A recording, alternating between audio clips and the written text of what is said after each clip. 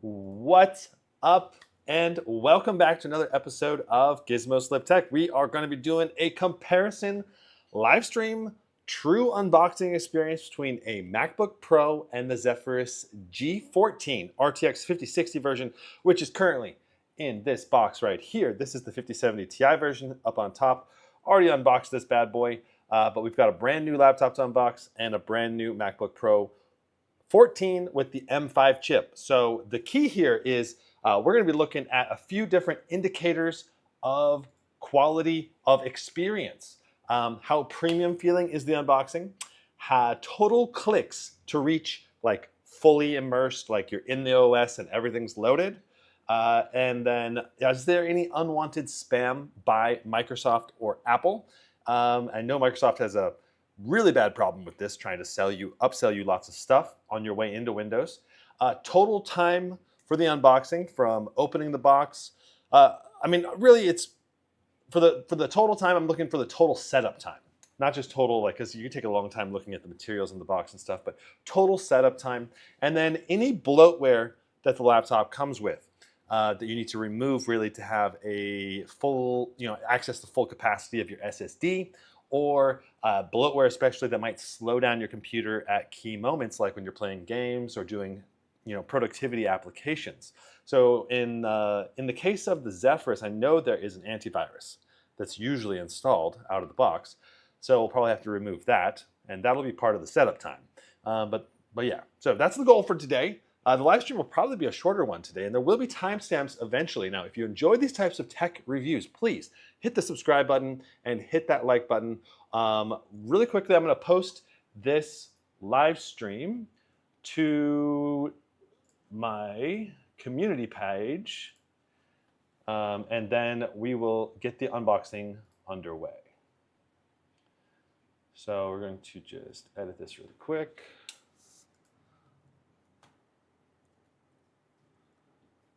Boom, boom. Okay. All right. So that's done.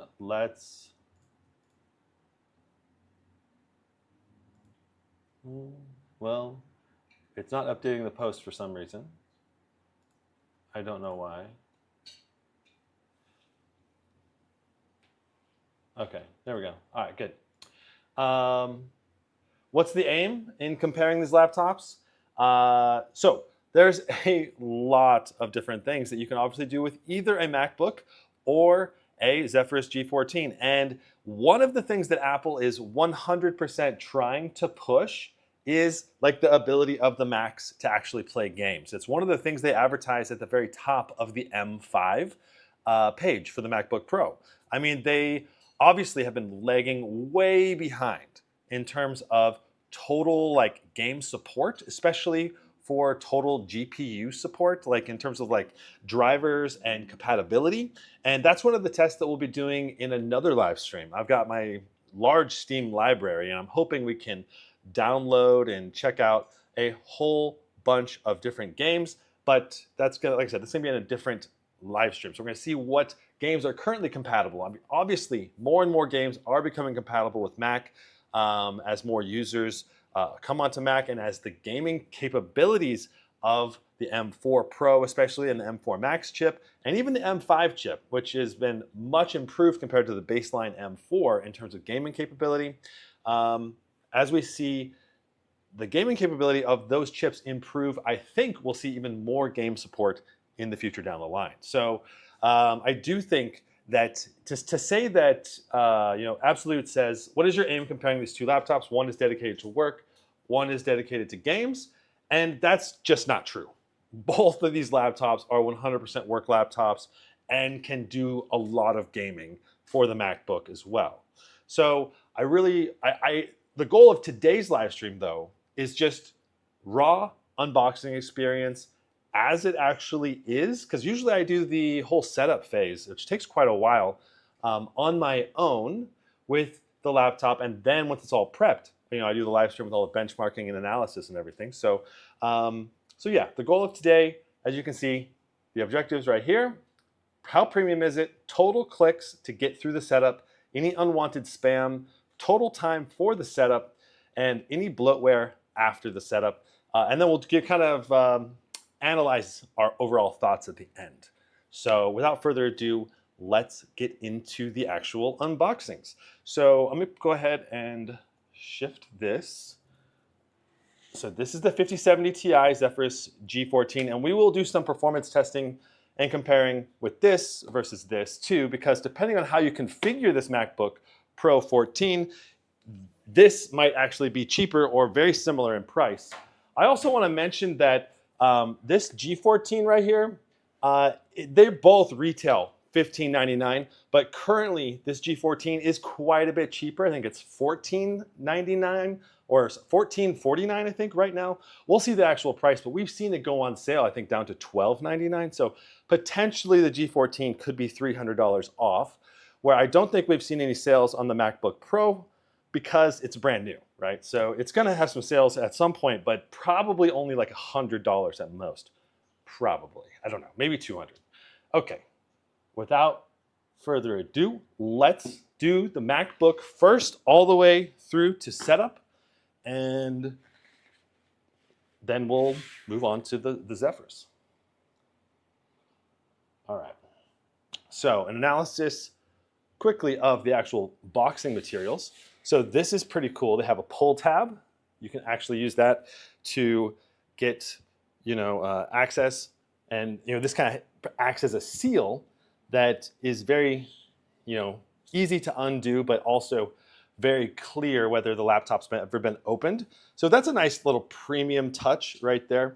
So you can see this is the M5 with 16 gigs of system RAM, 512 gig SSD. That's what you get for $15.99. That's not very much RAM, and that's not a very big SSD for $1,600. So I mean, that's a pretty big criticism right off the bat that Apple is skimping on an SSD, which an upgrade from 512 to 1 terabyte is not that expensive. I mean, come on. And I mean, 16 to 32 gigs of RAM, I get they're trying to give the lowest entry price, but that's still pretty dang low. You can see the price here, 54,900 baht. I bought this here in Thailand. And yeah, so that's the box. In terms of style, we got MacBook on the bottom, front, very clean looking emblem here. I do like the style. Apple logo here on this side of the box. Another MacBook little logo. Other side has the Apple logo again. And yeah, so without further ado, let's go ahead and take this off.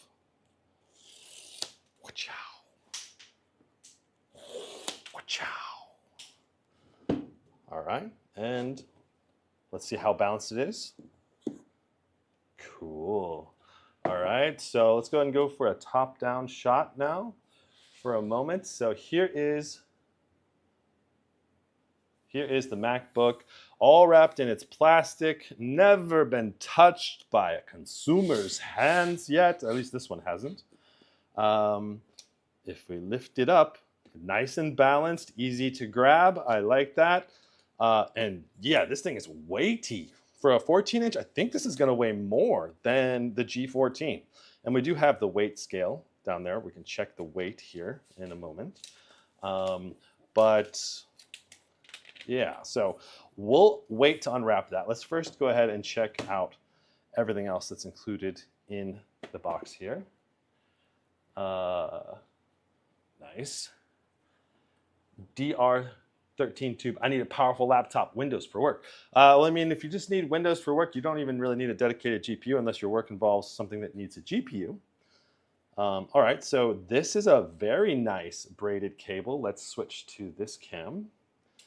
And look at how expertly packed this cable is, too. Like, it is a really beautiful, like the way everything comes together here is just really well executed and really beautiful. So I love that. You can also see that this already has a status indicator light on the plugin itself, which is pretty cool. So we'll set that aside for a moment. There is a box of stickers, or a little container, I think, of stickers and other pieces of paper. So let's go ahead and read these. All right, just adjusting the stream window for a second. There we go. All right, so MacBook Pro. Watch out. And we've got Thai and English because this was purchased in Thailand. All right, so Touch ID, Force Touch on the trackpad, which I believe it should mean, basically means a haptic trackpad. We've got Thunderbolt 4 support on the USB-C. Notice there's no Thunderbolt 5 support. I believe you need the M4 Pro or the M4 Max chips if you want Thunderbolt 5 currently. The M5 does not include that. So we have a MagSafe charger. Then we have 3 Thunderbolt 4 USB-Cs, an HDMI, and a full-size SD card slot, which I suppose for a 14-inch laptop is not bad, but it's pretty sad to me that there's no USB-A support at all on this notebook. All right, so that's it for that document. Another little notice in Thai. And then another little notice in Thai again. So let me just set the focus so you can read this properly. If you really wanted to, and you can read Thai. I don't think very many of you can read Thai though. So, all right, what else is included in this? Is there anything else? Is this just a weighty nothing burger? Really? Okay, so there's no stickers anymore. That's sad. The last time I owned a MacBook Pro, it came with stickers, little white Apple logo stickers that you could put on stuff, and a lot of people never did, but I still thought it was really cool. So here is the power plug that's included. Very interesting. So this is not a US friendly power plug, but I imagine you could probably remove this and swap it for a different type for very little money. We'll go ahead and just peel this off. Nice to see that it's wrapped. But yeah, you could probably just go like this, kaboom, and then you could put this, take this off and put a US base or whatever power plug base you need. Just like that. All right, how many watts is this? Let's see. So if I zoom in right here, you should be able to see it's a 70 watt USB-C power adapter. It is pretty dang hard to see.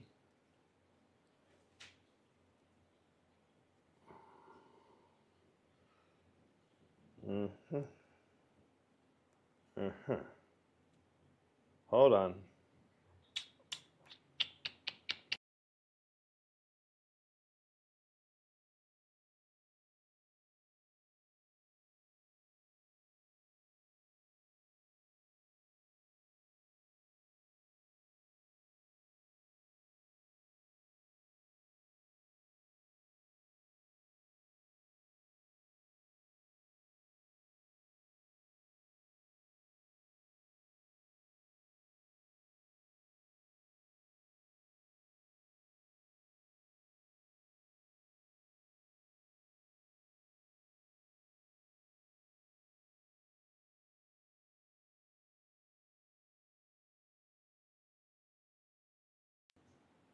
All right, got one back. Let's see if we can get our other window back.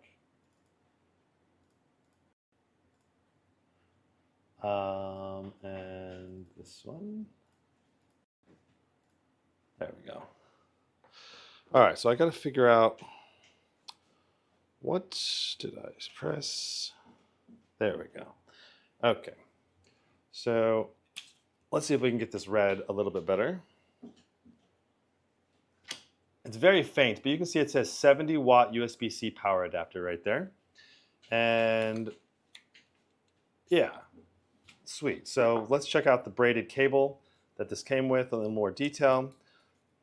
Go ahead and undo the little cardboard flaps. And then we'll take a look at how long this cable is. It feels very premium in the hands. And that's, I mean, it feels really nice, very high quality feeling to the cable. Let's go ahead and see how long this is.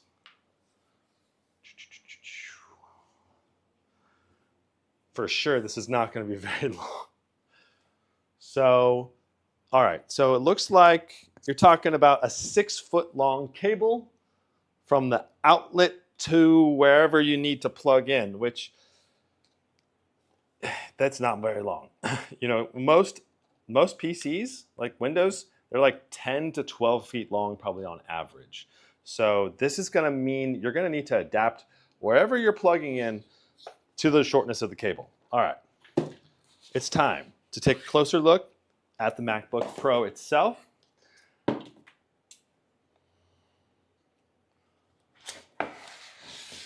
Dun, dun, dun. All right, here is the MacBook Pro. It is a thing of beauty. And it's about to get a lot more beautiful when we take it out of the box here. Or out of the wrapping. So let's do that now. Wow. That's cool. It has the little MacBook emblem on the bottom. That looks super classy. And there goes the wrapping there. Feels really solid in the hand. A little bit sharp, just like a weapon. You know, I like it. Let's go ahead and set it down. One finger opening, and we do get a little screen cover / keyboard cover right there. All right, so I think I'm going to struggle to plug this sucker in and still reach on the table, if I'm being honest. So let me see if I can figure out a plug-in situation and still have it reach.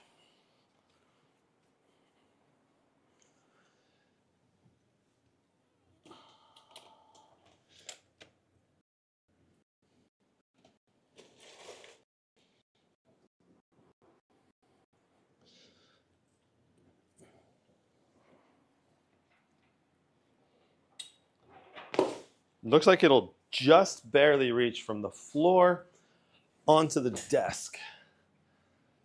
All right. So, yes, with about 5 inches to spare, we are plugged in. Very nice. All right, so noticing off the bat, we've got... So off the bat, the moment we opened it, it turned on. That was a cool, I don't know, feature. Windows laptops don't do that. You have to make sure they're plugged in first, and then, you know, you might have it turn on. So anyway, I'm gonna go ahead and pull the laptop a little closer. Okay, and tilt it up just a little bit. Let me make sure that we're in focus. Very nice.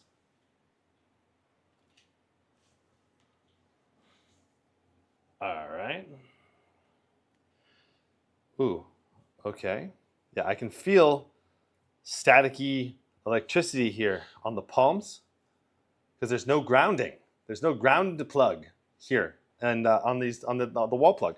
So this laptop right now is all kind of electrostaticky on the outside. I do not love that. If I unplug this, it's gone. Yeah, so it's just, there's no proper grounding on the plug, which is kind of a pain in the butt. All right, so we're gonna start our time at 19 minutes. We're gonna go through the setup and we're gonna start calculating and tracking all of our clicks, okay?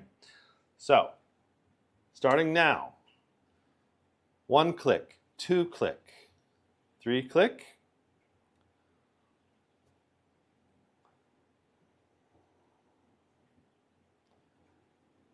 All right, we'll do Thailand, that's fine. Actually, let's go back. We'll set it to US because that's what my iTunes account. Screw it, let's just do Thailand. Okay, so that would be 4 click. Transfer information. I guess we'll set up with an iPhone? Or maybe just set up as new? Yeah, we'll just set up as new, all right? That's 5 clicks. Accessibility, not now. All right, let me zoom in a little bit more here on the text so you can see what we're doing here.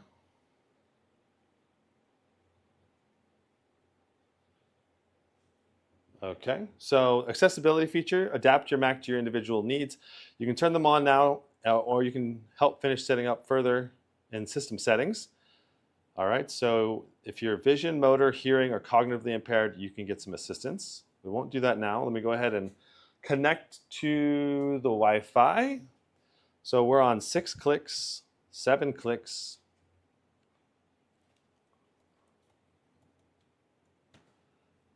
8 clicks, 9 clicks.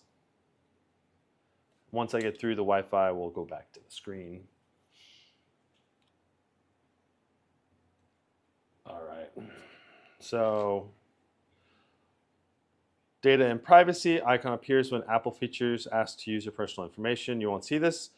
With every feature, since Apple collects this information only when needed to enable features, secure services, and personalize your experience, Apple believes privacy is a fundamental human right, so every Apple product is designed to minimize the collection and use of your data, use on-device processing whenever possible, and provide transparency and control over your information. I love that. That's really cool. All right, so I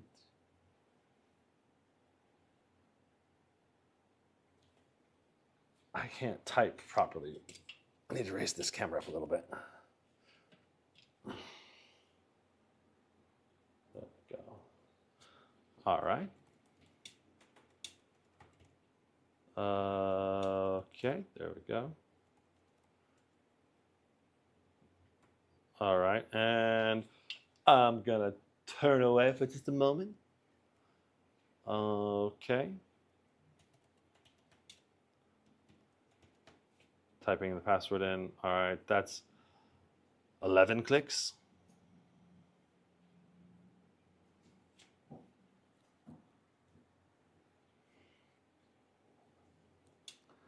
It's creating an account. Obviously, I think if I had signed up with my iTunes through my iPhone, this process would probably be a little bit more streamlined. Okay, so I'm still gonna have to sign in to my iTunes account, which I'll try to do real quick here.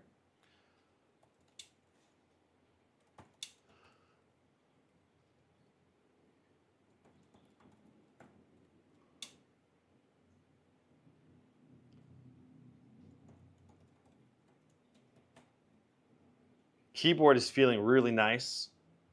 All right. So I've signed into my Apple account. We're on 13 clicks right now, and I have to do a two-factor authentication to be able to put this in here. So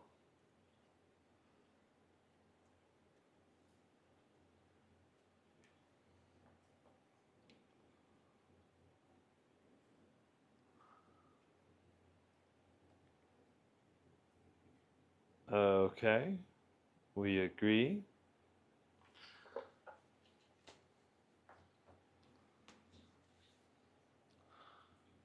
That was 14 clicks. Dun, dun, dun. DR13 says, Scar or Zephyrus? I would go Scar. More TDP, brighter screen, better CPU, cooler looking, only a little bit less portable, but worse battery life. So, yeah. But yeah, if it was my money, I'd go Strix or Scar.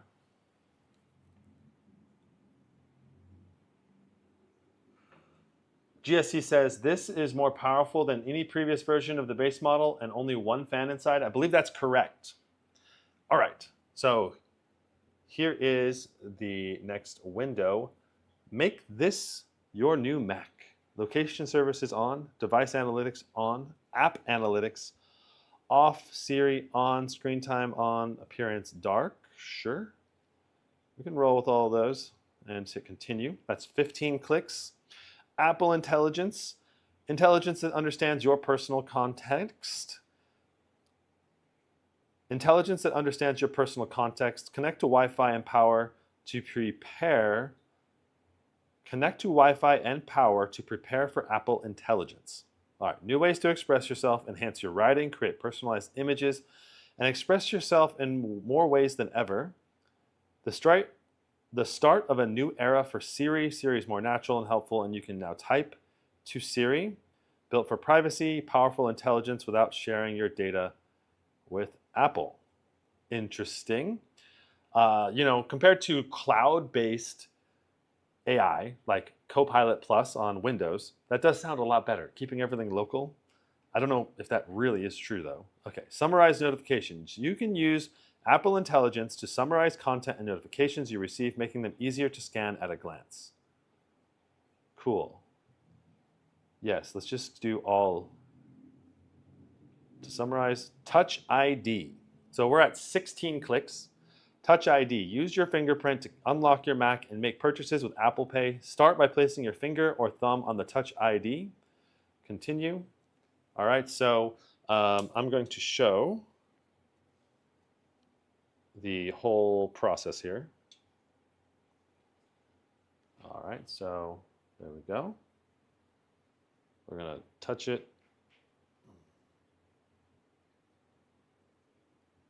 In a bunch of different ways. Touch ID, in my experience, has been really good on the last MacBook Air that I tried.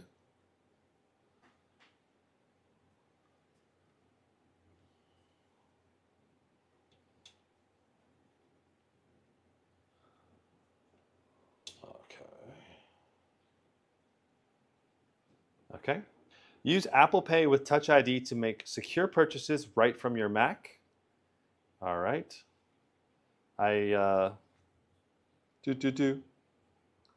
Sure, we'll just bring those cards in. We'll add this card later, add this card later. That's 4 more clicks. So 18 clicks now, and it says welcome. So get started. All right, so we're in Windows now. Total time was about 8 minutes, almost exactly. And that was with me basically reading the entire menu. At this point, we can open Safari, we can start installing applications, we can start doing anything we want. So that's really, really good.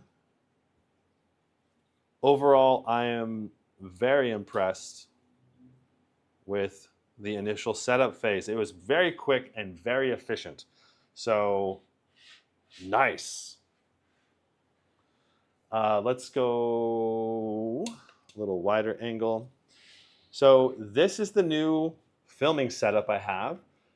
It's like an all-white background with a better top light that really helps fill in the light, I think, a lot better. And I think it's going to be a really great overall lighting setup. And so that's the basic unboxing for the MacBook Pro 14. Let's look at the ports and do a few more basic analysis. And then I also, chat, if you can start thinking about some tests that you might want to see with the MacBook Pro 14 versus the Zephyrus G14, aside from all the gaming tests that I'll be doing, I would love to hear your thoughts. Okay, so on the right side, we have our full-size SD card reader, Thunderbolt 4, HDMI 2.1. On the left side, we have our 2-in-1 headset port, 2 more Thunderbolt 4s, and our power adapter port. And I gotta imagine you can probably power the laptop with these Thunderbolt ports as well if you don't have the power plug with you. Wow, so this grill right here, I think, is for the speakers. I think the sound can come out of this. Very interesting design. I'd love to see gaming laptops implement like a sound opening like that. Then, of course, we have our speaker grills. We have our speaker grills right here on the right and left sides of the laptop's keyboard. And that's really cool. I kind of want to test out the speakers here before we... Let's get the G14 all fully set up and going, and then we'll do a couple of tests before we end the live stream. But like I said, today's just like a short unboxing, like what is this experience like? And I gotta say, that was really good. What was it? About 19, 20 clicks to get through the whole thing, pretty much. I mean, there's a few extra clicks in there maybe because I went back and forth on a couple of menus, but for the most part, that's really impressive. And as far as bloatware, I mean, along the bottom here, if I zoom in, you can see we have Finder, which is like Windows Explorer, the apps window, which these are the apps from my iPhone that I have currently installed, or at least I have installed in the past at some point. Then Safari, which is our browser, Messages, Mail, Maps, Photos, FaceTime, Phone, and you can make calls and send texts on your iPhone, which syncs really seamlessly, and at least in my experience last time. Then we have our reminders, notes, Apple TV, music, Keynote, numbers, pages, games, App Store, and iPhone mirroring. So I think you can control your iPhone well here, just clicking on the screen. And this is not a touchpad, not a touch screen. This is not a touch screen device. Under system settings, you can adjust a lot of your basic system settings here. And of course, the other thing about this machine is that it's going to get just really, really good battery life. Like general web browsing, like 20 hours probably. And if you're doing moderate to heavy tasks, you can still get a easy all-day battery life. I don't know what gaming battery life would be like, but I'm guessing at least several hours, probably 2 to 3 hours at least, I'm thinking. But it might be less, might be more. I need to actually do the test. I have no idea what the battery life would be like when gaming. But overall, I'm really impressed with this unboxing setup out of the gate. So let's move on to the Zephyrus G14 and see how it stacks up. We'll put the MacBook Pro. I'm just going to unplug it for now and put it over here to the left. Okay, so here is the closest equivalent PC laptop that money can buy. This is the Zephyrus G14 RTX 5060, base price $1599, exactly the same base price. And this has a plastic wrap, never opened, so we can get like I said, a true unboxing, raw unboxing experience equivalent. So let's go ahead and just start here. I'm gonna just start the cut here, and then we'll, at 33 minutes into the live stream, we're starting this, okay? Shoop. Well, actually, sorry. Well, we are starting at 33 minutes, but this isn't the actual setup phase, so we don't need to time this so precisely. And I didn't actually cut the plastic either. Okay. So, not as classy as the MacBook in terms of initial opening with the pull tabs. I think this could be improved, but the plastic wrap on the flip side it means it's going to protect the laptop from water a lot better. So I do love the plastic wrap. In case the whole box, if it gets into the river, your laptop will actually still be okay, probably, at least for a period of time. Now look at this classy box. I really like this design. Look at the ROG logo here with this little like etched in shiny parts. I really like that. ROG Zephyrus along the bottom there. We got the ROG logo on this side. ROG Zephyrus on that side.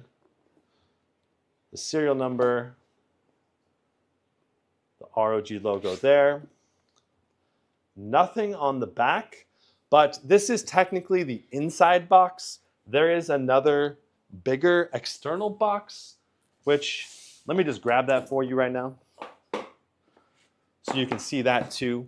But this is the big box that the machine will come in the mail.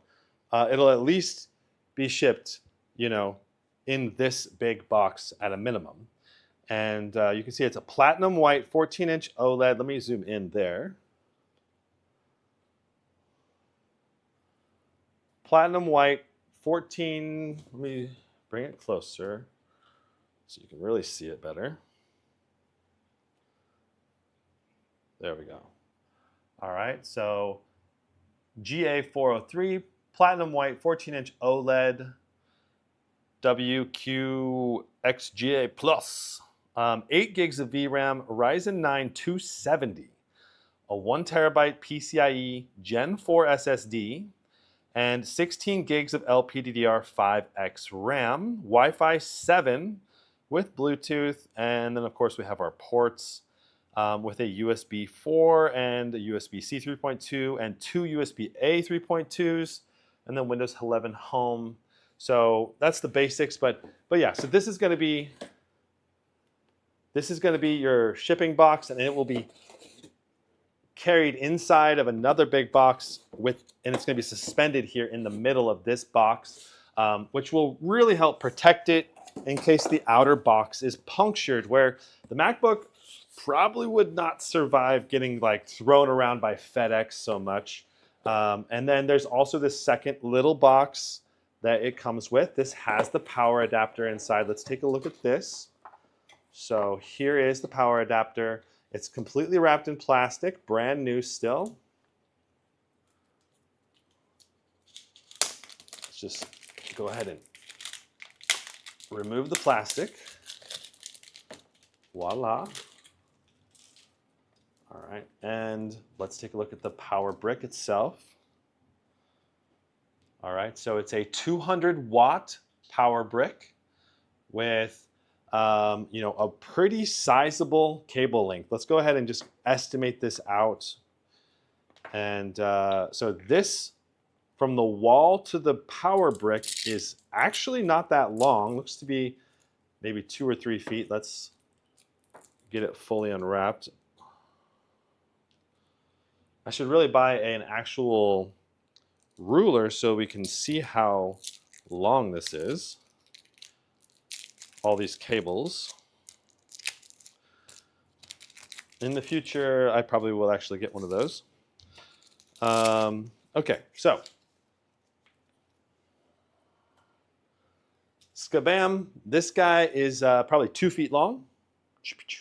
Okay, so maybe a hair longer, maybe 2 feet 3 inches or something like that, but not very long at all. And then from the power adapter right here, we have a much longer cable. Let's see how long this cable is. All right, so fully extending this guy out, it's about 5.5 feet long, if I were to guess. Pretty sizable length on this guy as well. So combined together, it's still not as long as I ideally like. I much prefer like 5 feet and 5 feet, but at least you got a long cable from the power adapter to the laptop, which is going to make it a lot easier to plug it into some wall outlet and then bring it up onto a table. And this can just sit on the floor and still reach all the way up onto the table. All right. And there are some nice Velcro straps on here to help organize the cable as well. So let me go ahead and plug this guy in somewhere. I've got so many different plugs plugged in, but we're gonna find a plug.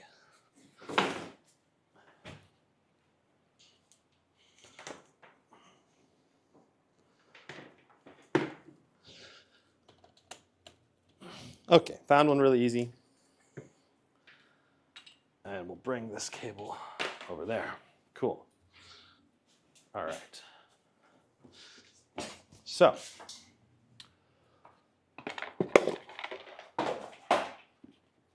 very nice. All right. So let's continue on with the let's continue on with the unboxing for the G14. So again, very beautifully designed box in my opinion. Let's go ahead and try to drop this out. Dropped out really easily. And here's an untouched G14 with its full plastic wrap. Still on board. And this was also, I want to mention that I bought the MacBook Pro with my own money. The G14 was sent over by Asus as a review unit as well. I like to provide sources in my videos, but I'm trying to be completely unbiased as possible here, okay? So here's the laptop. Let's try to lift this sucker out. Swing, no problem there. And let's see what else is in the box.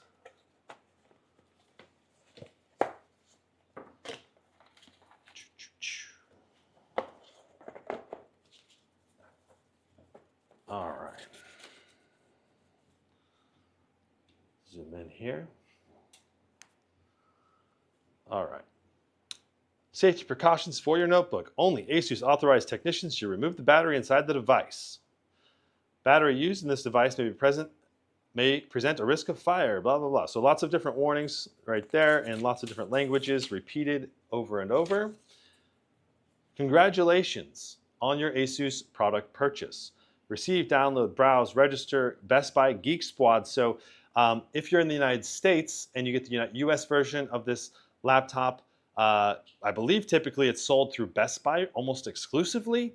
And so the great thing about that is that you can get in-person support at the Best Buy location. So you just go into Best Buy and you go to the Geek Squad and you can get your support through them. You can also contact Asus directly. So contact Best Buy or Asus for support. Asus.com/US support. Very nice. Here's some warranty information. I believe this is just a 12-month warranty for both the MacBook and the Zephyrus. But of course, you could get upgraded warranties through Best Buy or through Apple, depending on if you want Apple Care or not.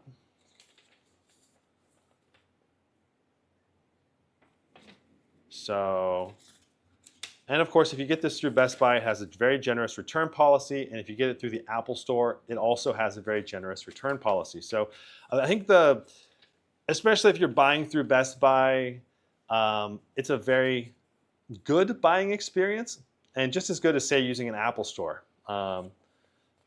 If you end up buying this through Amazon or something else, it may not be quite as good a support because you might have to go directly through Asus, which is supposedly really improved a lot in the last year, but still, yeah. All right. So this says, charge your notebook for 3 hours when using it for the first time.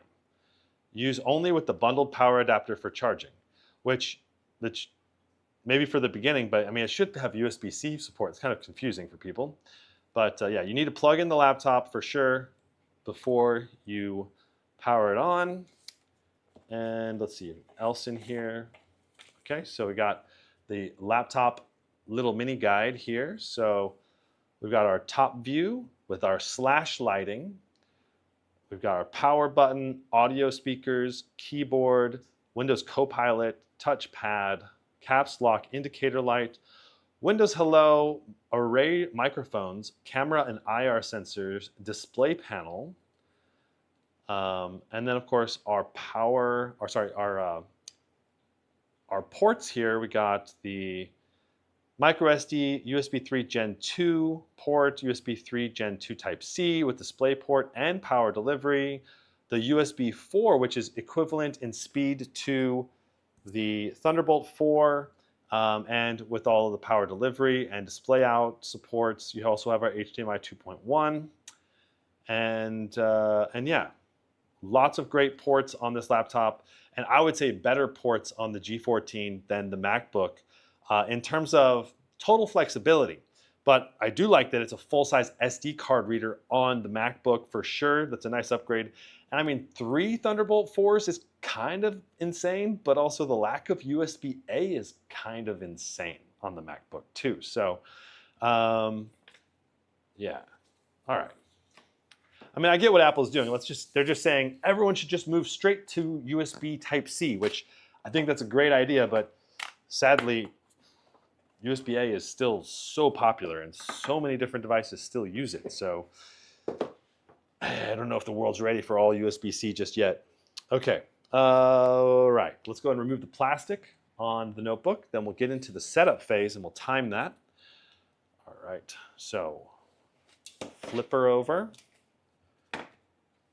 And I believe we need to do the plastic on the left side first, then this one, then the right side. Voila. All Just beautiful CNC milled aluminum chassis.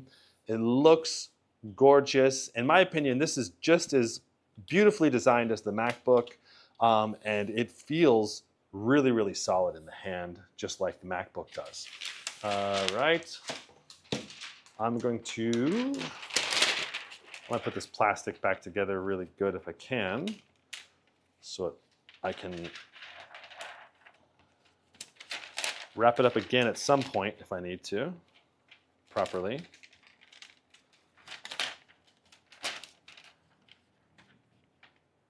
All right.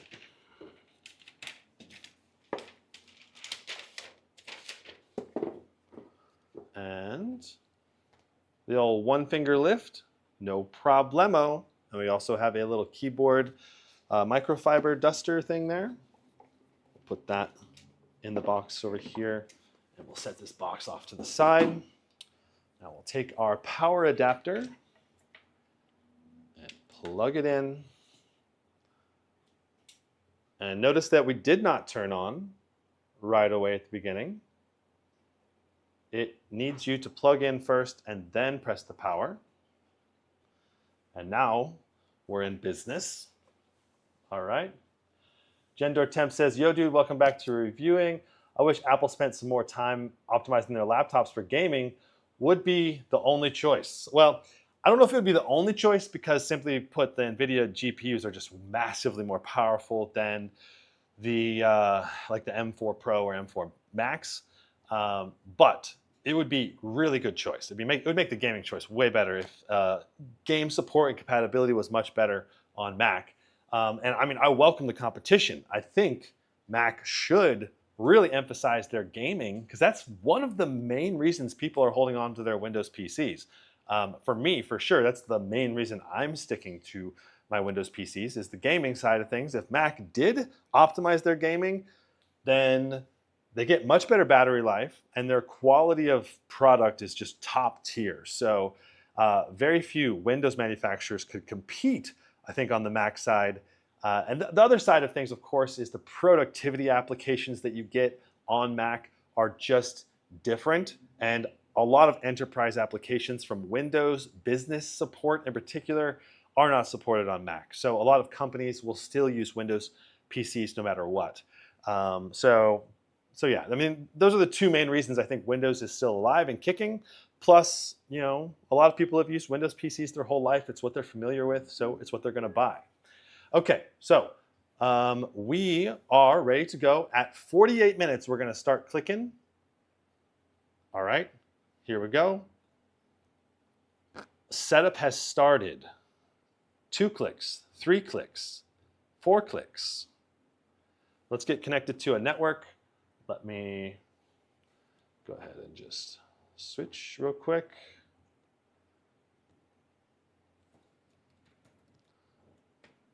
I really love the Zephyrus keyboard. I think that the Zephyrus keyboard is extremely competitive to the MacBook keyboard overall.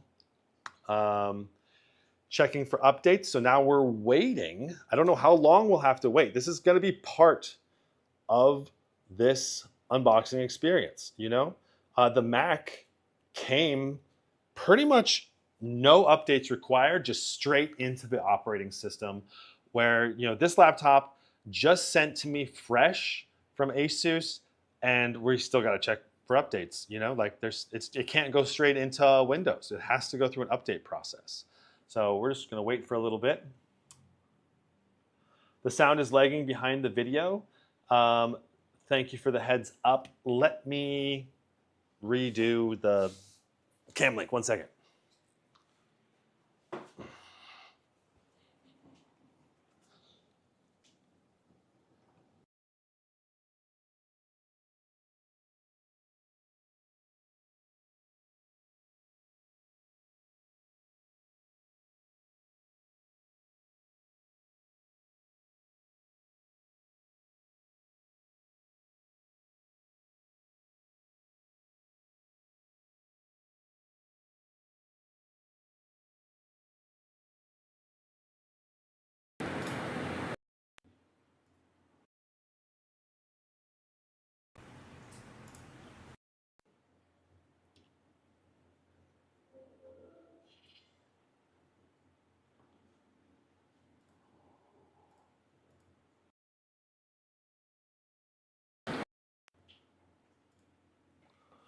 All right.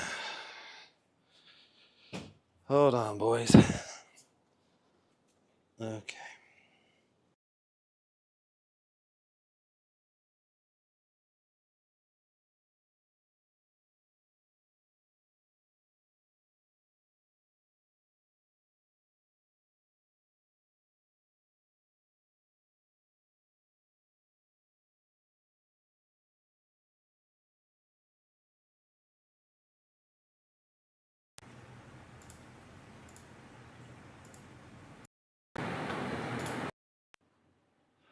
All right. Hopefully we no longer have a delay. All right. So we actually timed that almost perfectly.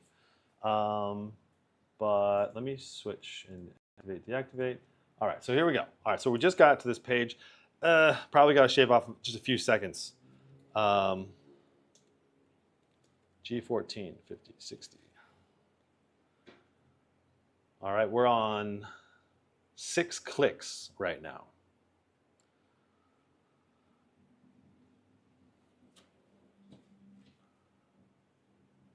Have I considered reviewing some handhelds?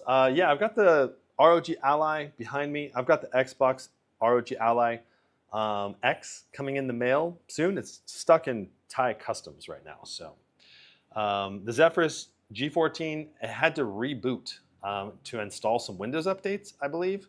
So now we're checking for more Windows updates.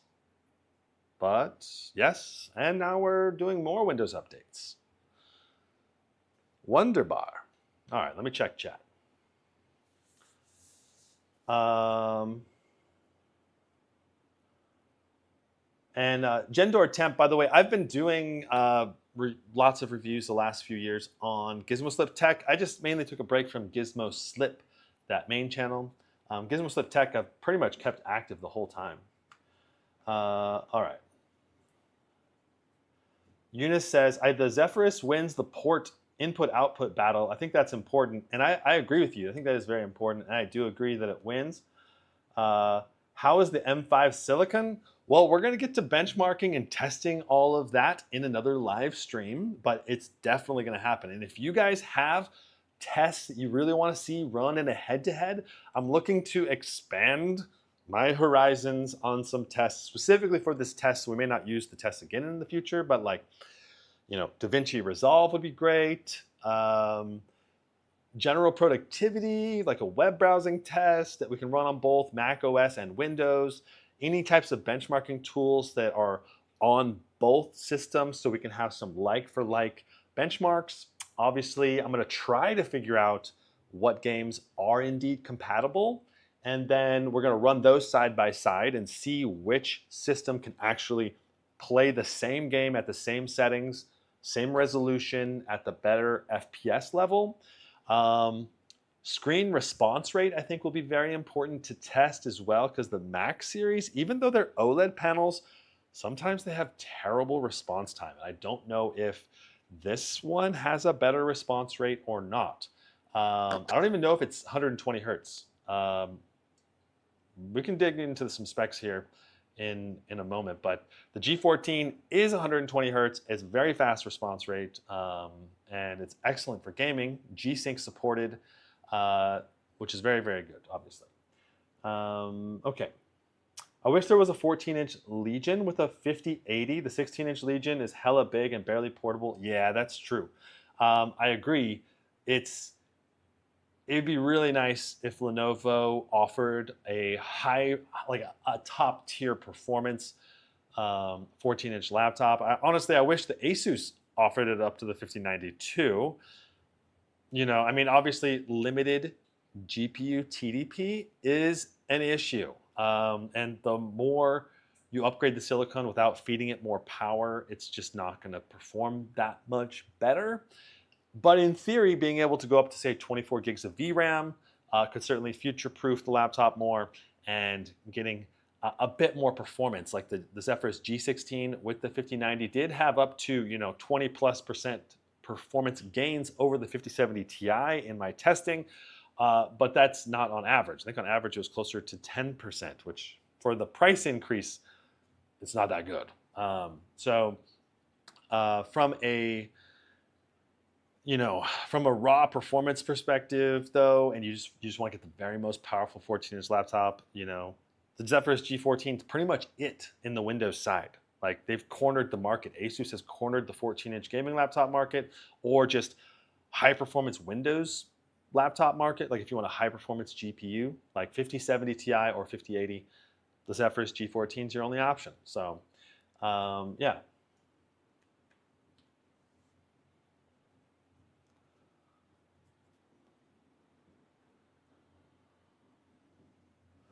The G14 has a way less powerful CPU compared to the Ultra 9 275. Actually, I don't think so. Maybe this one does, because the 5060 has a downgraded CPU compared to the 5070 Ti. But the Ryzen CPU in my testing was pretty dang close to the Core Ultra 9 285H, but I think it's just a little bit behind. Intel went a little bit ahead, and obviously we're looking at the next generation coming up, like next year, and I think AMD and Intel will likely both launch new models of new CPUs, and then we're going to get a new head-to-head, and we'll see which brand can actually make more headway. But currently, the CPU performance is very tight. The HX370 got like 350 average FPS on CS, while Ultra 9 got 544. Well, that may be true for certain types of games, but I mean, 350 average FPS versus 544. Can you really tell a difference when the refresh rate's only 120 hertz refresh rate? Probably not.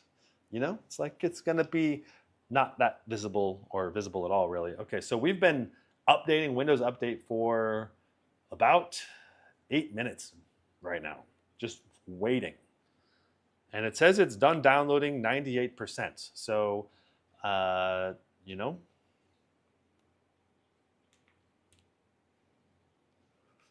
am hoping this will finish up soon, because, the MacBook was, how long did the MacBook take? I think I have to review the footage, but I think it was like 10 minutes approximately for the entire setup phase until we got into Windows and were able to start doing stuff.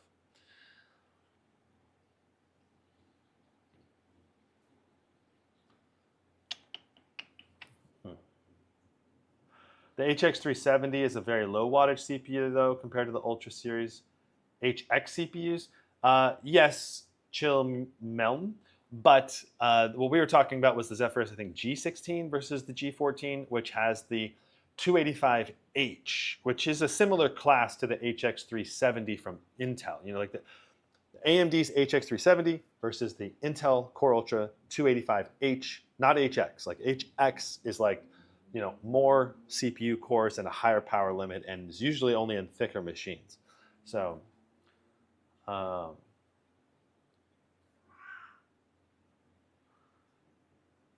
yeah, like the HX370 and the 285H, very comparable CPUs that, in my benchmark analysis, just traded blows back and forth. And even in games, both were in a similar ballpark. I can't remember exactly which one won. I need to review that video. But I think the 285H won overall across all the different tests by just a little bit.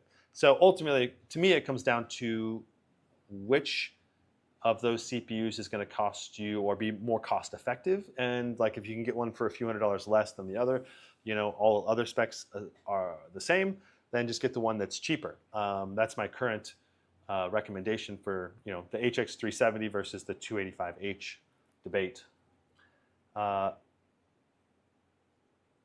Nice says, laptop size 14 to 18 inches. Unfortunately, companies seem to think smaller size are for budget friendly, and they don't really put in high performance parts inside. Also, not enough space inside.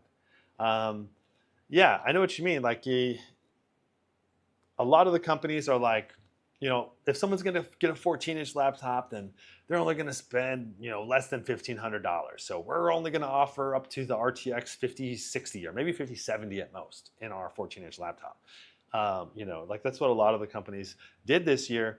All of them except for Asus. Asus was the only one I think that's offering up to the 5070 Ti, 5080, which is definitely worth it getting the 5070 Ti if you can spend the money because you get the extra VRAM and it's a much more powerful GPU. We're installing now 30%.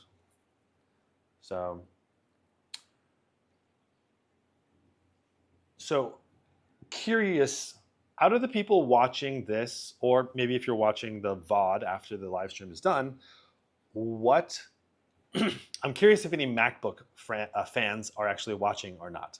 Is everyone currently that's watching a PC fan?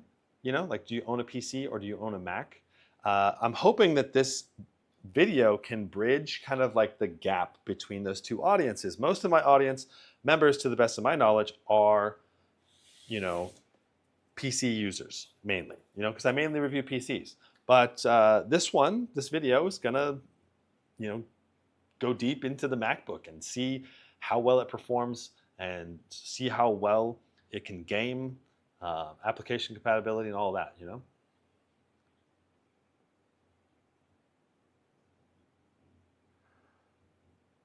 With 14 to 18 inches, smaller sizes, you have thermal issues, overheating, so it's kind of hard to make higher performance parts inside. Hopefully you understand what I'm saying. Yeah, I know what you're saying, and I agree. But even if you're in a limited TDP envelope, you know, those higher performance parts can still give you additional performance. So people that just like, they want the best performance possible in a 14-inch laptop, clearly the best GPU that you can get in a 14-inch laptop is going to be the RTX 5080. It's going to crush the M4 Pro and M4 Max. I don't think you can get an M4 Max in a 14-inch. I think they have to go to a 16-inch MacBook Pro for the M4 Max. But at least in terms of gaming and just raw video rendering performance, NVIDIA is still far ahead of Apple. But that also requires like way more power going through the system. So in terms of power efficiency, I believe Apple is still ahead. But that's one of the things we'll want to take a look at in the detailed, you know, benchmarking and performance analysis. So we're still installing. We are approaching the 15-minute mark, and Windows is still not usable. But I mean, this is Windows updates. That's what you got to go through if you're going to have a Windows PC. Ooh, Speed Control says, I have a PC and a MacBook Air M2. Interesting. Gendor Temp says, I'd be interested to see a laptop with a handheld CPU, just to imagine how much more efficient it would be, like a 15-watt Z2 Extreme, for example. So, I mean, that's pretty much not exactly, but like the Z2 Extreme is very similar to like the Radeon, I believe 890M GPU that is included with the HX 370. So if you get a laptop with just the Radeon HX 370 or something similar that has that Radeon 890M GPU, then you're going to be able to get similar performance to the handheld in a PC, which is going to get you a lot of, you know, a lot of games being played on low to medium settings. Even older titles maybe could hit ultra settings, but yeah, I mean, handhelds are surprisingly capable for most modern games. Like I tried to play Expedition 33 on the ROG Ally natively, and it just couldn't play the game well. It was struggling to keep all the assets in, because you like jump between like big mode where you can see the whole world at once, and then you like jump down into the little mode, and like every time you jumped between those, it was like stuttery messes as it loaded the assets in and out, and the FPS had lots of 1% stutters. So, and that was on the lowest settings at like the lowest resolution you could go, like 720p, not even like 1080p or anything. So, some games the handheld CPU GPU just is not powerful enough to play. Obviously, most games, like 97% of games, the handheld Z2 Extreme can still just churn through those games really, really well to get like 60 FPS if you're plugged in, or maybe like 30 if you're trying to go for battery. But yeah. Someone says, should I wait for Panther Lake Zephyrus G16 next year? Good question. I don't know yet. Who knows? Who knows how much of a performance bump that is? I think if I were to say, if budget matters to you, I would be hunting the Black Friday deals. You know, like, because yeah, you might be able to get a Panther Lake and it might be 10 or 20% faster, or maybe have more efficient battery life. It's probably another upgrade for Panther Lake, but realistically, it's going to cost you like $500 to $1,000 more compared to the best Black Friday sales that we're going to see here in the next couple of weeks. So I don't think those upgrades will be worth it. But if you wanted to wait like a whole nother year, then maybe. Like if you already have a good setup and you don't really need to upgrade, then maybe it's worth hanging on to what you got. I don't know.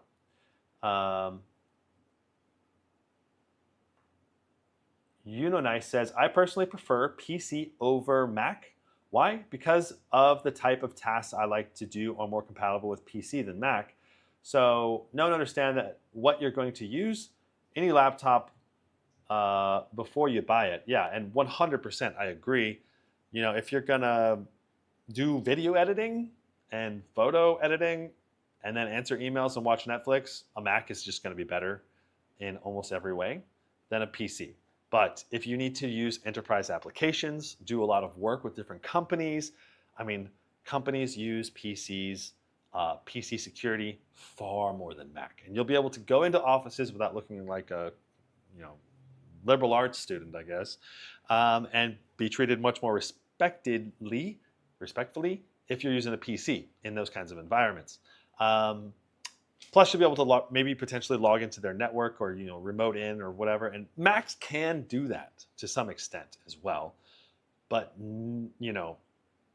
not to the same degree, not natively. Like you could use like a remote desktop type connection using a MacBook into a PC environment, and you can even emulate PC and get a lot of application cross compatibility. But Rocky is coming to say hello. Hey, buddy. But knowing what you're going to use back to your point, knowing what you're going to use the PC for or Mac for is crucial when you're trying to decide between the two. Like if you're planning, oh my, come here.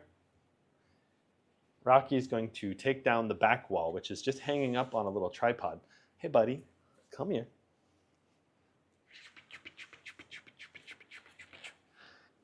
Come here. Oh, come here. Hello. Okay, so this is Rocky. If you haven't met Rocky, we're still waiting for this to install. Rocky is I got him when he was probably about 4 or 5 months old and adopted him, stray cat, from Lumpini Park. He was just super friendly and just the most playful cat I've ever seen or known. So I really wanted to adopt him, and yeah. This is Rocky, and he really wants to play. But right now, I got to live stream, buddy. Mwah. Okay.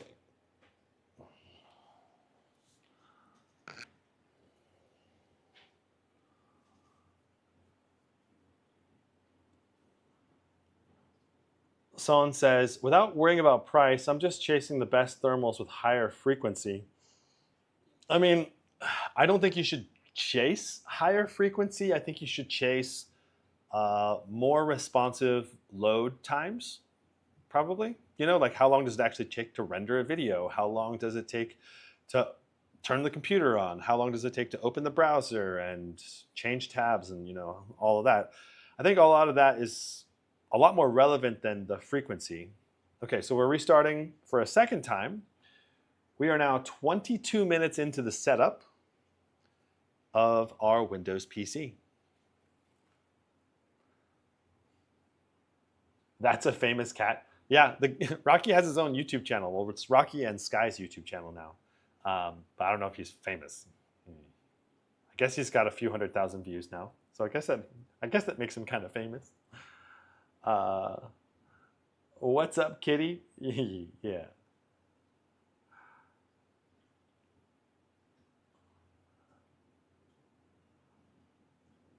We have issues with blackouts in my country, so the MacBook saves my life because I can work on battery for hours, and PC is worthless in this case scenario. Interesting. Yeah. Uh, Obviously, it depends on the type of PC you have. You know, there's some laptops that are quite power efficient. Um, you know, like what is the, I can't remember the type of Lake or whatever it is, but they're the four core 8 thread CPUs from last year that were just extremely power efficient. They give you like 20 hours of battery life. From Intel, obviously that really hampers your multi-core performance though. So, but in terms of power efficiency, those are the only ones that are really going to compete with the MacBook's battery life. Well, at sacrificing like a lot of performance. So I don't think a lot of people would love that. I think speed control may be onto something by having a MacBook for certain types of tasks, and a PC for other types of tasks like gaming, or certain Windows applications that you need to use for productivity. I know that when it comes to battery life for entertainment and general productivity, the MacBook's just like next level, especially for very active applications that need to like hit your CPU, GPU at a moderate level. Like that's when the Windows laptops just struggle for battery life. Like, yeah, a Windows laptop can have great battery life doing word processing or Office or maybe just web browsing or maybe watching a movie. But the moment you start taxing the GPU, say by video rendering or 3D modeling or manipulating photos in Photoshop, hitting the CPU pretty hard or GPU hard, that's when the Windows PC is going to die in like 1 to 2 hours. And the MacBook can do that photo manipulation, the video editing, and still have 10, 15, maybe even 20 hours of battery life, even in those active use scenarios. So yeah, I can see why, depending on what you need to do with your laptop, having a pocket MacBook to alternate to for certain types of things could be worth it if you have the money. But yeah, like having a desktop PC or a really powerful 18-inch laptop, and then having like a MacBook Pro or MacBook Air for those battery type scenarios. Jendor says, for work office, I would consider Lenovo Yoga Slim 7. Yeah, that's a great series for portability. Or a ZenBook A14 with Snapdragon over the MacBook. Interesting. Those are pretty good options too. I'm really curious to see how the Snapdragon, like X Elite, and the next generation of that goes. Like I'm assuming they're going to be making the X Elite 2 or whatever they're going to do. Like I was actually talking to the chip designers for the Snapdragon X Elite, and they were asking me, like I was part of a group of influencers. They flew out to California and got to tour their headquarters, and this is right before the Snapdragon X Elite launch happened last year. And they're asking me, and I was trying to talk to them too actively about like you guys could make a chip that could game for like 5 hours on Windows PC. If you made the right ARM GPU chip, it would be so sweet to be able to game at 60 FPS for extended periods of time. So I basically told them to target, like, if you can make 1080p, like ultra settings for most games, hit 60 FPS and still have good battery life and power efficiency, that would be the sweet spot, because NVIDIA is just not doing that. And if I was NVIDIA, what I would probably do is make some kind of super efficient like sub chip or something that they could activate when playing games in battery life mode that might take like 15 watts but could still game at 60 FPS in most games. But NVIDIA's not really doing that. So NVIDIA's focusing on the most power, and you got to plug it in or it's going to be crap performance. Okay, we're into the next phase. Wow, we are 27 minutes in right now. Let me go ahead and log in. How many clicks are we at, chat? I think we're at like 9 clicks, 10 clicks just now.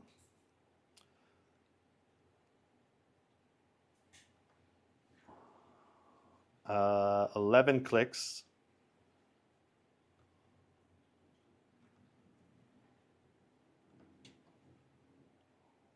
Okay, so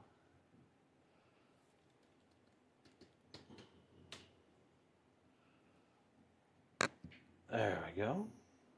So we're at 13 clicks now. We are logged in. Yes, we will set up the Face ID.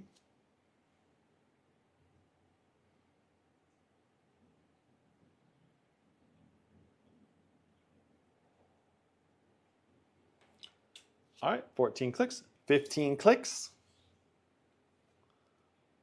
16 clicks, and let me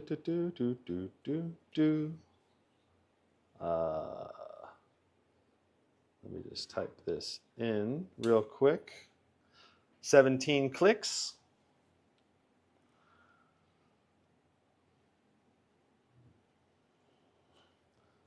And I turn these off, so 18, 19, 20, 21, 22, 23 clicks.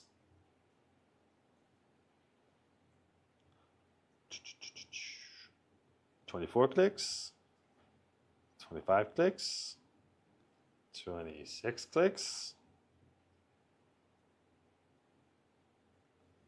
Are we in? Almost in. 26 clicks to get through the setup phase so far. More update prepping, looks like. Goodness. All right.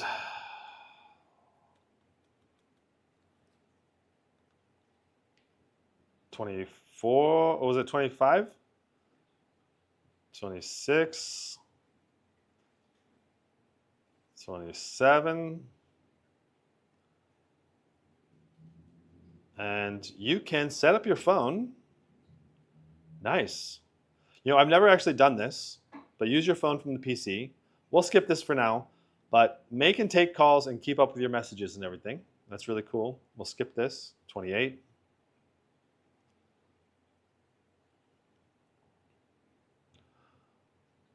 29. 30. So if you want to sync your browsing data, you can do that. I don't know why they ask you. I feel like they should just automatically do that or not do that. Here is a spam. Microsoft trying to sell you for $100 per year, Microsoft 365. 31 clicks. And cloud storage. Get cloud storage. No, thank you. 32 clicks. So that's 2 spam ads.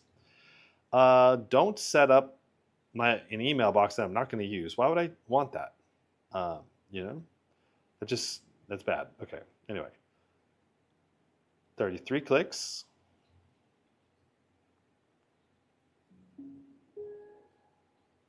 Hey, we're in. 33 clicks, and it was 31 minutes to get into Windows. All right. Now, let's talk spammy bloatware. Is there any bloatware on this unit? All right, so there's solitaire and games. Paint, there's a LinkedIn. CapCut is installed. Snipping tool, Adobe Access, Aura Creator. Let's go to remove. Okay, Windows is so uninstall. I typed in remove and this would not come up. Add or remove programs was not in the search function, but I type uninstall. Now add or remove programs comes up. Windows search function is just straight busted. Anyway. All right, so here's all the different applications that are installed in this computer by default. And some of this is required, to work properly. But CapCut, for example, it's not. You could delete that. You probably want Dolby Access, but you could probably, remove a lot of this Glide X. I don't know what that is. It's from Asus, though. You get Microsoft 365 pre-installed, which is going to take up some space on your SSD. But that's a standard thing, pretty much. That's like basically Microsoft Office. Microsoft To Do, lots of different Microsoft applications. You got the NVIDIA drivers already pre-installed, which is good. Whoa, is there no McAfee? Did they get rid of McAfee / Norton? Is it gone?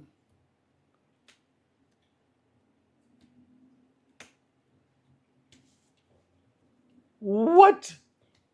There's no antivirus on this computer. For the first time in a long time, there's no pre-installed bloatware from an antivirus on an Asus computer. I love it. It's so cool. I'm like, that makes me so happy. That makes me way happier than it probably should. But that is amazing. Thank you, Asus executives that made that choice. It's the right choice, because the predatory pop-ups from Norton and McAfee, it's terrible. All right, it's just like a scam, basically. So, all right.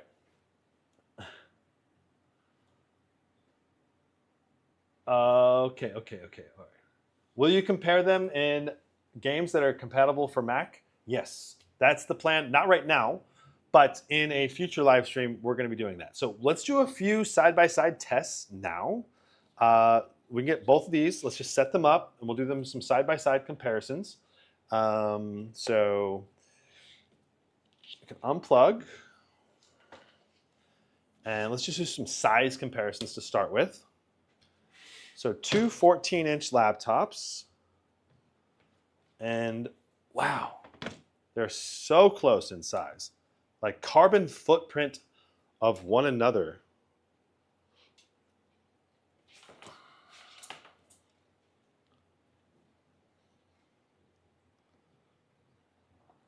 Let's do a little top down. Oh, I gotta fix this.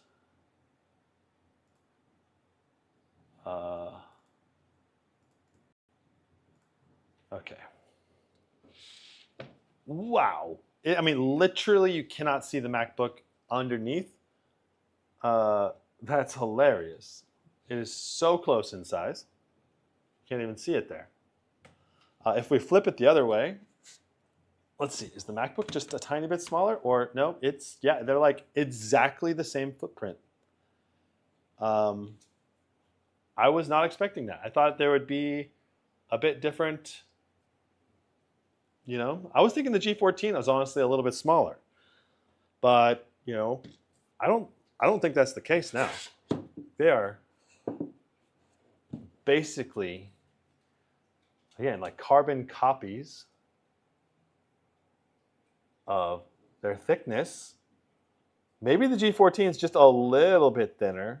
At least it appears to be a little thinner. I don't know if it actually is. But the edges are, I think.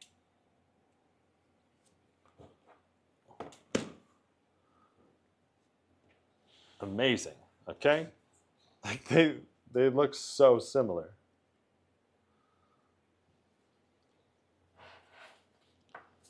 Let me tilt this sucker up.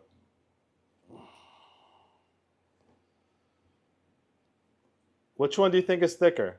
I don't know. I think the MacBook is just, it certainly appears thicker on the edges the way the Asus tapers it. The MacBook kind of comes through a little thicker on the edges. So I love the full-size SD card on the MacBook. Wish that was full-size here. It is not, micro. But they're both high-speed, SD card readers at least. So, I mean, it depends on what you need, right? If you need a micro, you use an Instant X5 or GoPros all the time, you'll need a micro instead of a full-size SD. But it's a whole lot easier to put a micro into a full-size than a full-size into a micro. So I like to have a full-size a lot more. Both have headset adapters. USB-A is amazing. And then this is a USB 4 on the Zephyrus. And this is two Thunderbolt 4s, HDMI 2.1, the power plugs here. Both are reversible, though I think the power plug is it's better on the MacBook, but it doesn't need to take as much wattage through there. It's only a 70-watt power adapter compared to a 200-watt power pin. So the way the Zephyrus G14 is designed is just going to be a lot different in terms of, like, it has to be designed a bit differently. The way the power plugs actually work, though, are, I think, a lot more superior on the MacBook. So, like, the way this snaps in, it is in there really good until it's not, right? And you also get the power indicator right on the MacBook, which will let you know if it's charged or it's charging. I believe it turns green when it's fully charged up. And then, you know, the MacBook is just more firm. When you put the Asus power adapter, it is reversible as well, but there's some wiggle room here. You know, like the power adapter just kind of wiggles a bit, which I definitely prefer the MacBook's snug, snapped in, like metallic teeth here that just go right in and really latch in. There's no wiggle to this at all until it actually fully disengages. And it's all magnetic too. You know, the Zephyrus is like all mechanically sliding in, you know? It's like so if if a dog or say Rocky were to come by and go whack, and you know, it's gonna not come out on the G14, but the MacBook can disengage really easily and safely and keep the laptop safe. Okay, so let's do another top-down angle with the laptops spread out. So we have the MacBook here, and what's the best way to do this? Let me slide the screen over. All right, and we'll need to refocus this.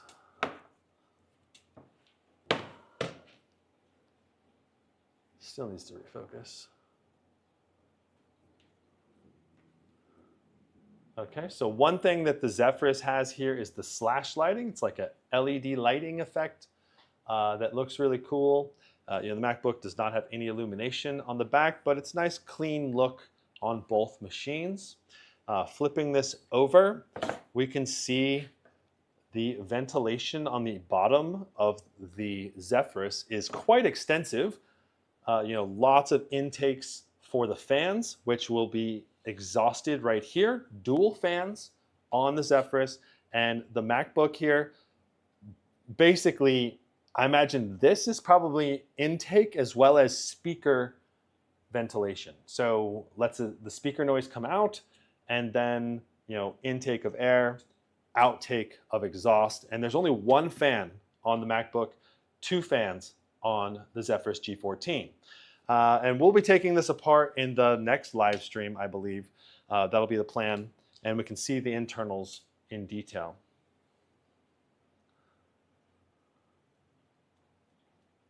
Okay, so there's your unboxing experience. MacBook versus G14. Let's get some side-by-sides here.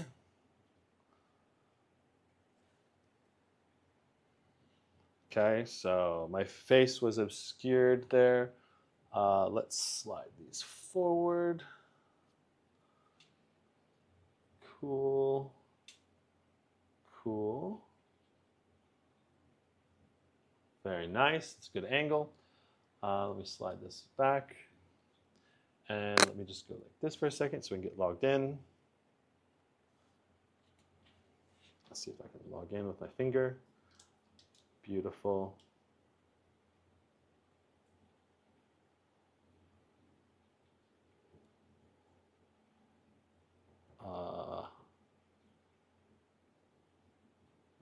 Cool. All right, now let's get a few side-by-side shots here. Okay. I'm going to slide them back now. I always hide my Windows icons.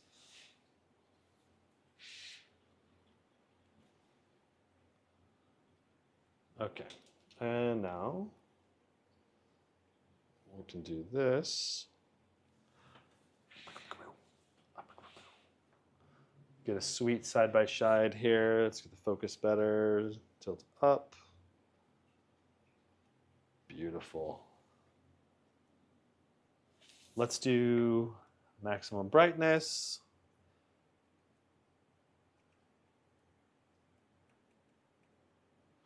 There we go. So you can see both of these machines at maximum brightness for a second. Slide these out of the shot so we get a nice clean look at the laptops. Let's also take a look at the keyboard and trackpad in depth as well. So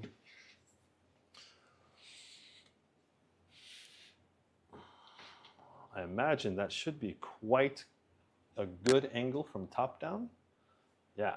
So you can see the trackpad. Wow, it's like identically sized almost. Looks like Asus did a lot of their homework based on the MacBook, if I were to guess.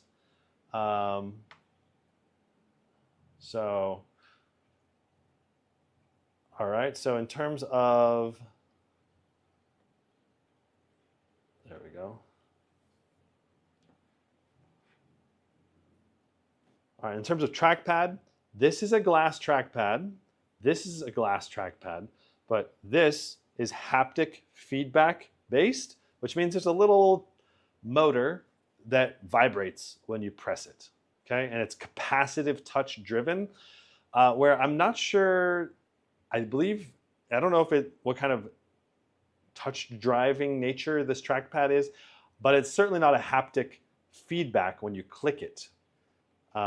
So this is controlled similar to how an iPhone is controlled. This is controlled, I believe, by the physical touch of your finger to the pad itself, which is just not as accurate as fully capacitive touch and haptic feedback driven. So I still think the trackpad on the MacBook is going to be better, better feedback, but overall functionality for a Windows trackpad, the G14 is phenomenal.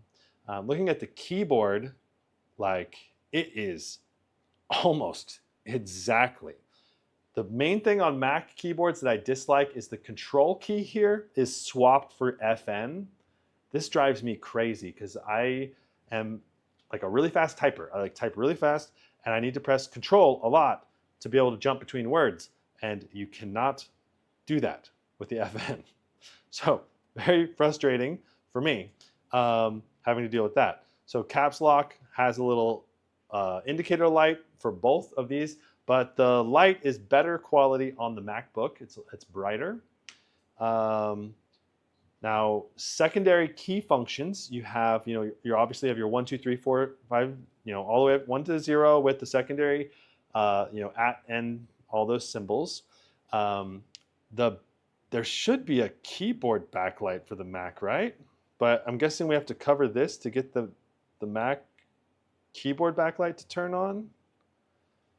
Is it? Yeah, okay, so the Mac keyboard light is turned on automatically. It's controlled automatically. I don't think you can probably turn it on artificially. Notice how it also automatically dimmed the screen. So in daylight, it'll boost the screen's brightness even more probably than what we get in this kind of test. All right. So GST says MacBook has a bigger display instead.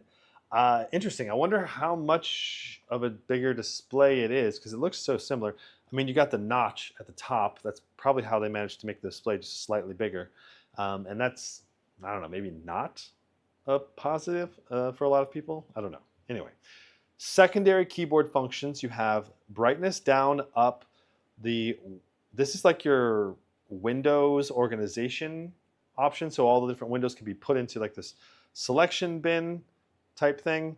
You have your Finder spotlight search, microphone mute, sleep, rewind, pause, fast forward, mute, volume down, volume up, and then you have your Touch ID over here for the MacBook. On the Zephyrus G14, you have your mute, volume down, volume up, keyboard brightness down, keyboard brightness up, keyboard lighting mode switch. It's like the aura button. It'll switch how the keyboard is being backlit. So right now I can switch to static and it changes all the keys to white. Breathing, strobing, color cycle. Fan mode, you can tap that to switch into different performance modes, which is very important for battery life or maximizing your thermals versus temperatures. Snipping tool to take a screenshot of whatever's on your screen. Brightness down, brightness up. Screen mirroring or screen external monitor button. Then you have your trackpad, disable, sleep, airplane mode, and delete key. So I think the functionality on the Windows side of the secondary functions is a lot better. And the keyboard spacing and keycap is very similarly sized. And I think these keys feel amazing on both laptops, if I'm being honest. Like, they both have great key travel and they're both great sizing. I could love either keyboard here. So overall, from a usability perspective, I think these laptops are right in line with one another with no major pros and cons either way. It's neck and neck. So what it comes down to, I think, is app compatibility and performance, which we'll be testing in a follow-up live stream. So if you enjoyed this live stream, please hit that like button. And if you want to see the follow-up live streams and lots more, testing, benchmarking, Gizmo Slip Tech is all about like really in-depth testing and really detailed live streams that are then cut down to really long-form videos.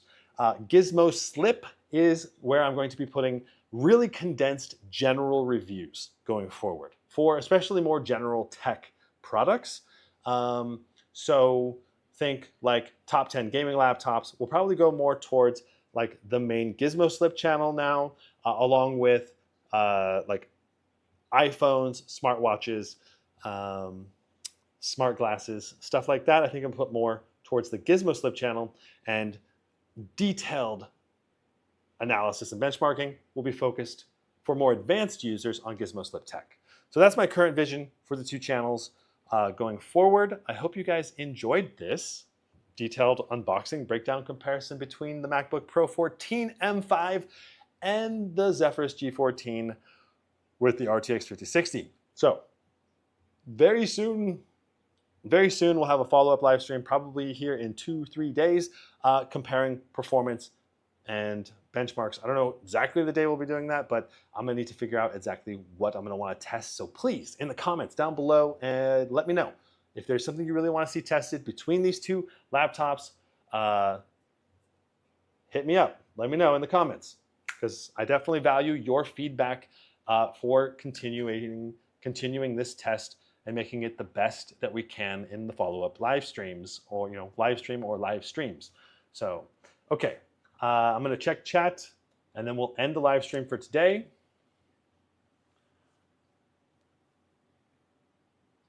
You can control the keyboard backlight from the control center. I think that's what you're trying to say. That's good.